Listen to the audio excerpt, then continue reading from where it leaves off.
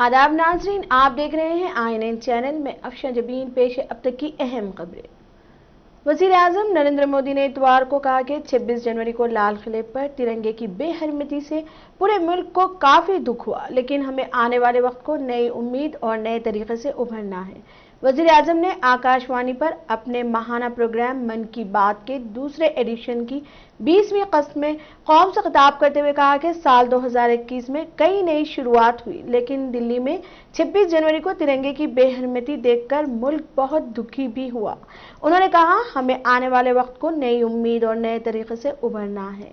हमने गुज़िश्ता साल गैर मामूली सब्र और हिम्मत का सबूत दिया। इस साल भी हमें सख्त मेहनत करके अपने अज़्म को साबित करना है, अपने मुल्क को और तेज रफ्तारी से आगे ले जाना। वज़ीर आज़म ने कहा कि इस माह क्रिकेट बिच से भी बहुत अच्छी खबर मिली। हमारी क्रिकेट टीम ने शुरुआती परेशानियों के बाद शानदार वापसी करते हुए ऑस्ट्रेलिया में सीरीज जीती। हमारे खिलाड़ियों की सख्त मेहनत और बाहमी ताउन बाइस तहरीक है।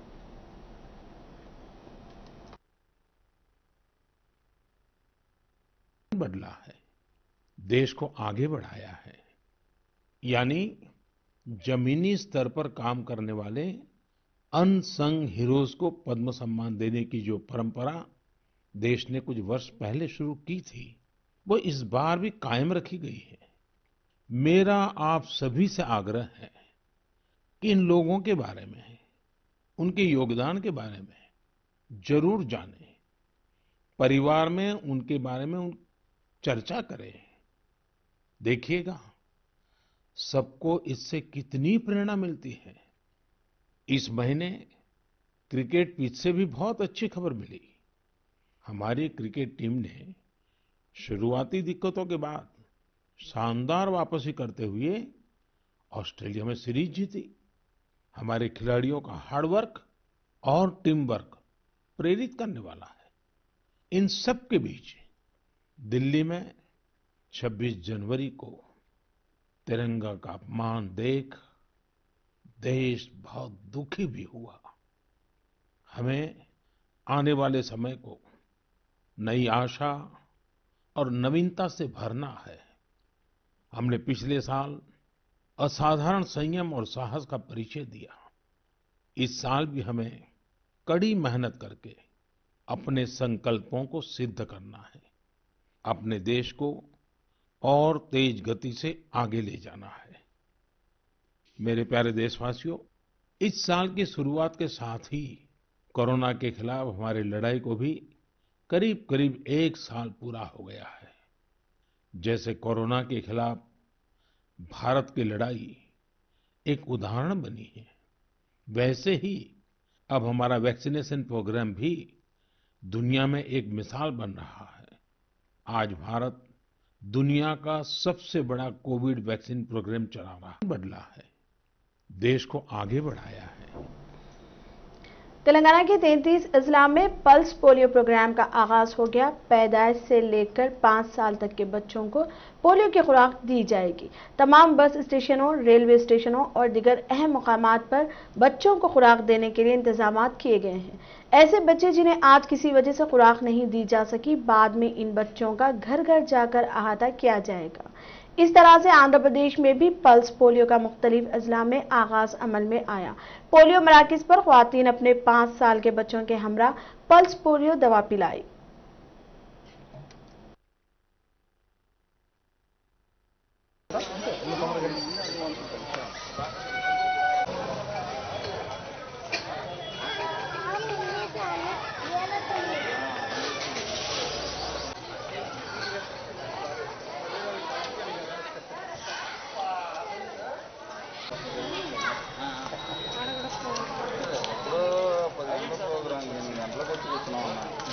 అతనిలాగా రావాలి టైంకి వచ్చే టైంకి ఉన్నాయంట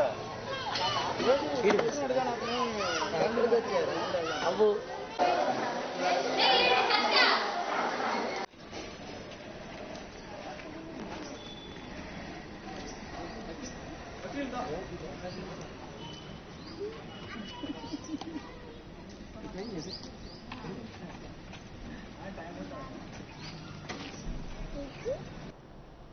वजीर सेहत इटाला राजेंद्र और वजीर लेबर मल्ला रेड्डी ने शामीरपेट मेडचल जिले में 9 मौलिद से 5 साल तक के बच्चों को पोलियो ड्रॉप्स डालने का इफ्तिताह अमल में लाया। वजीर सेहत इटाला राजेंद्र ने मीडिया से बात करते हुए बताया कि आज रियासत भर में 38,31,000 से ज्यादा बच्चों को पोलियो ड्रॉप्स डालने के लिए 23,331 बूथ्स कायम करने के अलावा 871 मोबाइल टीम्स तश्कील दी गई। इस मौके पर वजीर तालीम सबीता इंदिरा रेड्डी ने रंगारेड्डी जिले के प्राइमरी हेल्थ सेंटर में पोलियो ड्रॉप्स डालने का इफ्तिताह अमल में लाया। सबीता इंदिरा रेड्डी ने बताया कि 2 कतरे पोलियो ड्रॉप्स डालने से बच्चों की जिंदगी में रोशनी आएगी, इसलिए महकमा सेहत से ताउन करते हुए 9 मौलिद से 5 साल तक के बच्चों को पोलियो ड्रॉप्स डालने के लिए आगे बढ़े। उन्होंने बताया कि रंगारेड्डी जिले में 1551 बूथ्स कायम करते हुए 3 लाख से ज्यादा बच्चों को पोलियो ड्रॉप्स डालने के इक़दाम किए जा रहे हैं। रियासती वजीर टी श्रीनिवास यादव ने बंजारा हिल्स के एनबीटी सेंटर में पल्स पोलियो ड्रॉप डालने का इफ्तिताह अमल में लाने के बाद बताया कि हैदराबाद में बड़े पैमाने पर पल्स पोलियो ड्रॉप्स डालने के लिए महकमा सेहत की जानिब से इंतजाम करते हुए हैदराबाद में 5 लाख बच्चों की निशानदेही की गई है।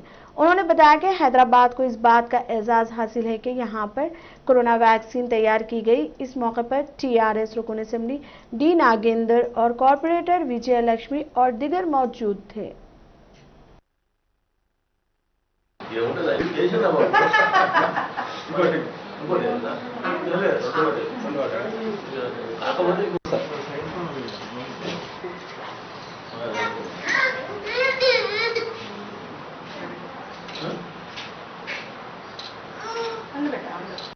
इधर कौन सा स्टेट है? स्टेट कौन सा? उड़ीसा है। डॉक्टर विनोद गारी डिप्यूटी मुक्ता जंगारेड्डी गारी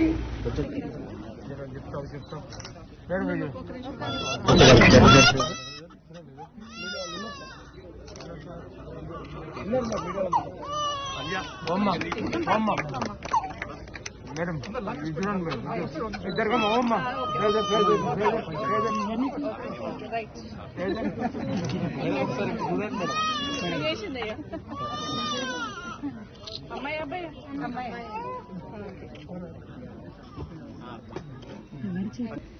మనమంతా కూడా గర్వపడాలి.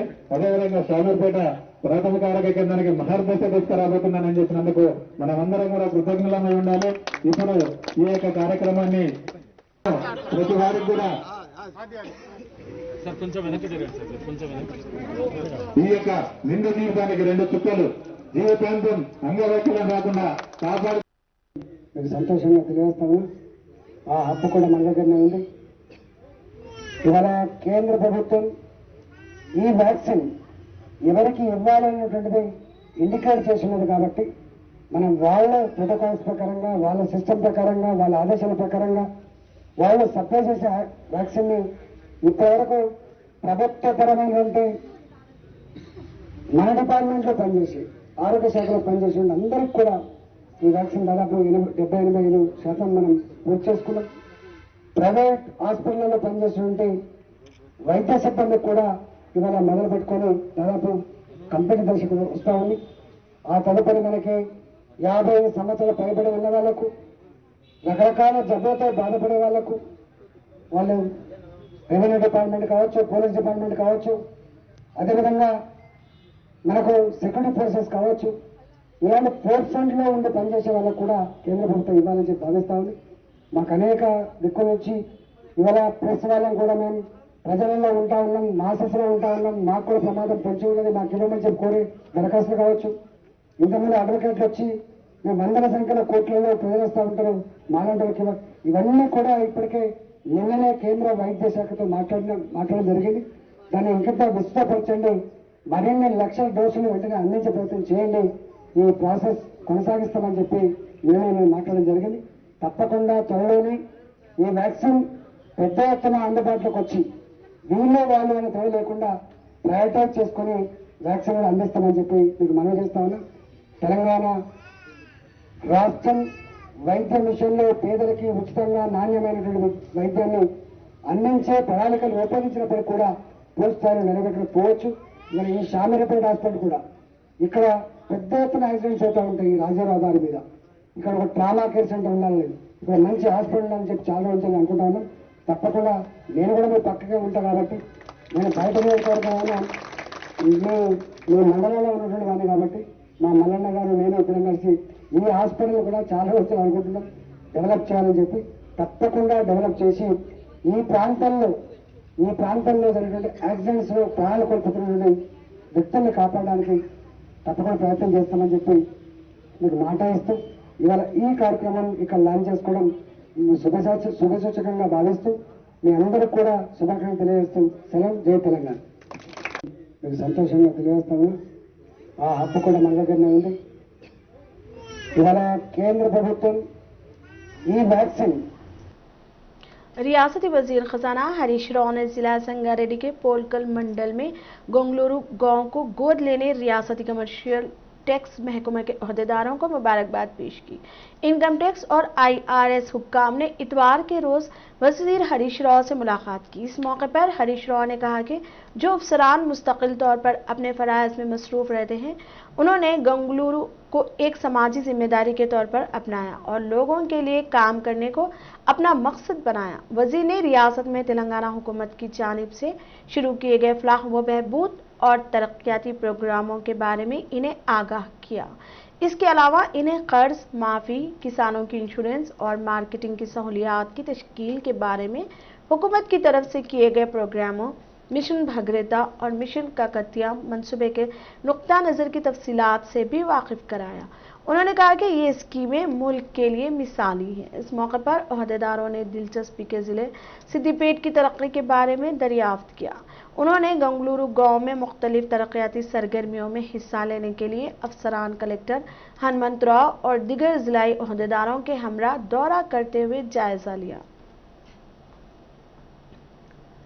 Telangana state shooting ball association के जेर एहतमाम अंडर 17 और अंडर 19 रियासती सतह के खेलों की इख्तितामी तकारीब में वजीर पंचायत राज ई दयाकर राव ने बतौर मेहमान खुसूसी शिरकत करते हुए फातिहीन में इनामात तकसीम किए। इस मौके पर तकरीब से खिताब करते हुए वजीर एराबल्ली दयाकर राव ने कहा, मुझे खेल कूद से काफ़ी दिलचस्पी थी।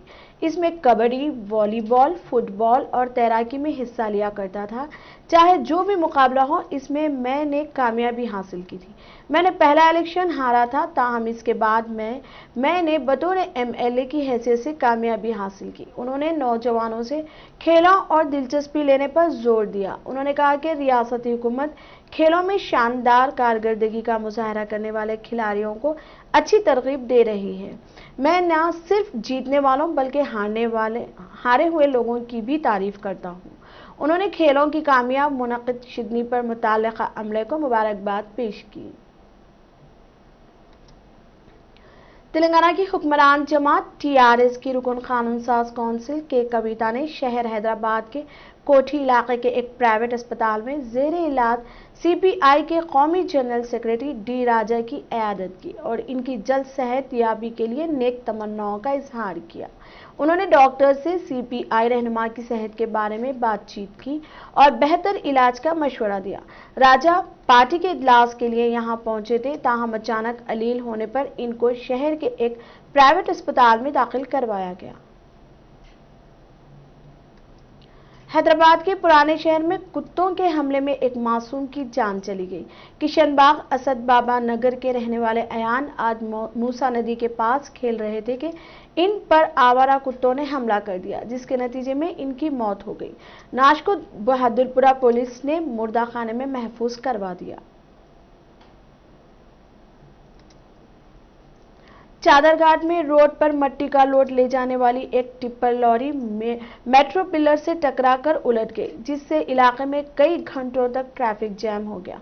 इत्तला मिलते ही ट्रैफिक और चादरघाट पुलिस वहां पहुंची और क्रेन की मदद से टिप्पर को हटा दिया, ट्रैफिक को बहाल कर दिया। पुलिस ने बताया कि नींद के गलबे के बाइस हादसा पेश आया।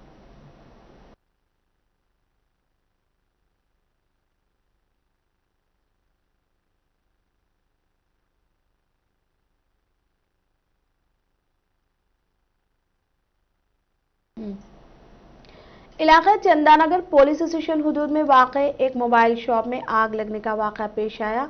बताया जा रहा है कि चंदानगर के गांधी मुजस्सिमे के करीब वाक़ लक्ष्मी मोबाइल शॉप के इन्वर्टर में शॉर्ट सर्किट के बाइस अचानक आग लगने से सेल फोन्स का जखीरा जलकर खाकिस्तान हो गया, जिसके नतीजे में 20 लाख रुपए के नुकसान का अंदेशा है। पुलिस ने इत्तला के बाद फायर ब्रिगेड अमले को तलब करते हुए आग पर काबू पा लिया है और इस सिलसिले में एक मुकदमा दर्ज करते हुए मसरूफ तहकीकात है।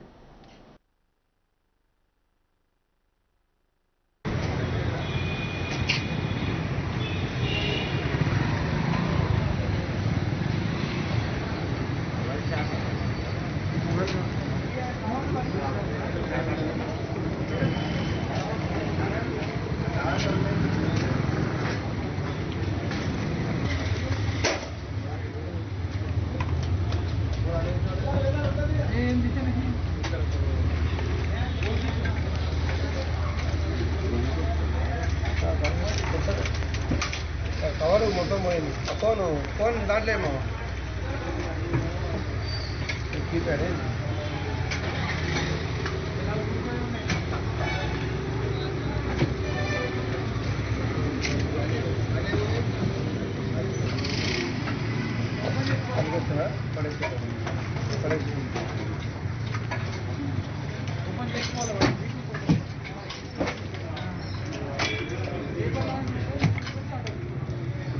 ఇది మొబైల్ వనరు ఎవరికి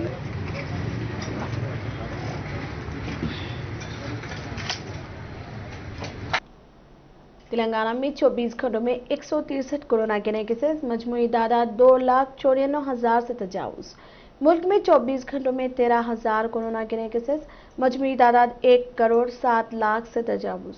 दुनिया में 24 घंटों में 5 लाख कोरोना के केसेस, मजमूई तादाद 10,31,00,000 से तजावुज।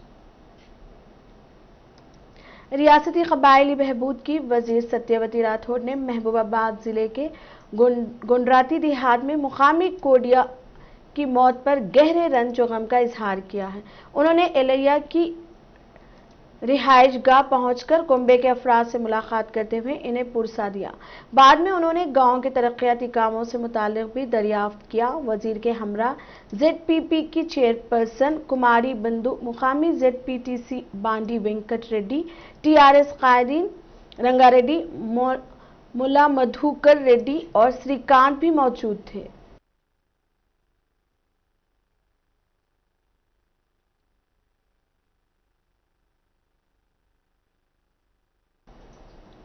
मुल्क के साबिक नायब सदर हामिद अंसारी ने भी 3 साल दी अपनी राय दोहराई है।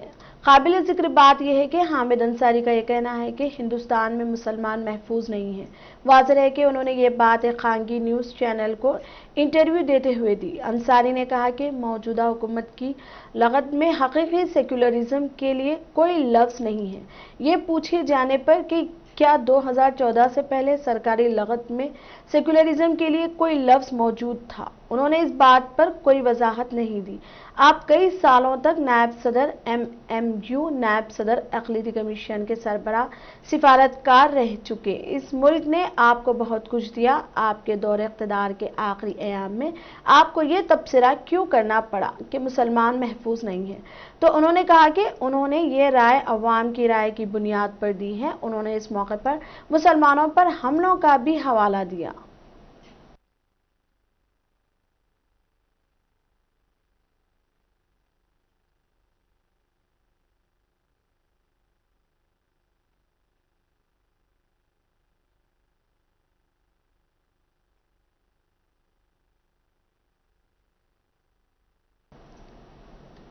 तेलंगाना में राशन डीलर्स बायोमेट्रिक के जरिए राशन का सामान फराहम कर रहे थे, लेकिन अब तेलंगाना हुकूमत ने फिंगर प्रिंटिंग के अमल को ख़त्म करने और OTP के जरिए राशन तकसीम करने का फैसला किया है, जिसके बाद इस्तेफादा कुनिंदगान अपने फ़ोन नंबर को आधार कार्ड से मुंसलिक कराने के लिए मी सेवा मराकज़ में कतार में खड़े नजर आने।